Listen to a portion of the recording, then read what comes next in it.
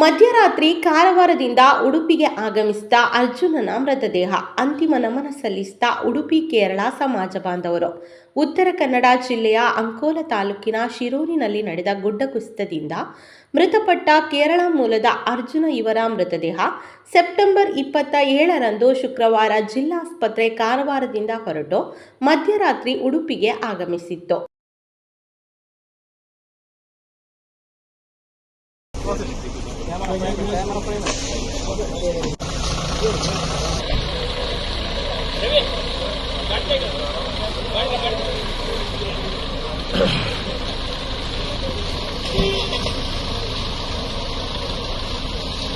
ಉತ್ತರ ಕನ್ನಡ ಜಿಲ್ಲಾಡಳಿತ ಮೃತದೇಹವನ್ನು ಶವಪೆಟ್ಟಿಗೆಯಲ್ಲಿ ರವಾನಿಸುವ ಬದಲು ಬಟ್ಟೆಯಲ್ಲಿ ಬಿಡಿಬಿಡಿಯಾಗಿ ಕಟ್ಟಿ ಕಳುಹಿಸಿಕೊಡಲಾಗಿತ್ತು. ಉಡುಪಿಯ ಕೇರಳ ಸಮಾಜ ಬಾಂಧವರು ಮತ್ತು ಸಾಮಾಜಿಕ ಕಾರ್ಯಕರ್ತರಾದ ನಿತ್ಯಾನಂದ ಬಳಕಾಡು ಮೃತದೇಹವನ್ನು ಫ್ರೀಜರ್ ಪೆಟ್ಟಿಗೆಯಲ್ಲಿ ಕಳುಹಿಸಿಕೊಡಲು ವ್ಯವಸ್ಥೆ ಮಾಡಿಕೊಟ್ಟರು.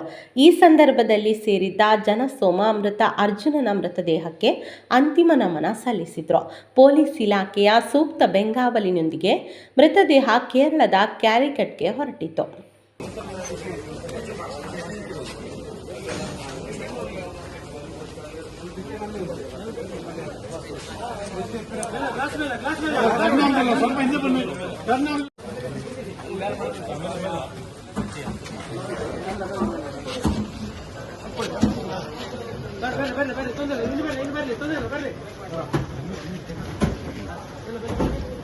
ಲಾಕ್ ಮಾಡಿ ಎಲ್ಲರೂ ಕೆಳಗೆ ಬನ್ನಿ. ಹೂ ಹಾಕಿ ಎಲ್ಲರೂ ಕೆಳಗೆ ಬನ್ನಿ.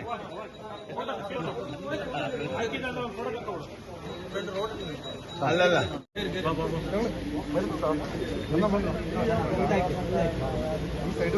ಹೂ ಹಾಕಿ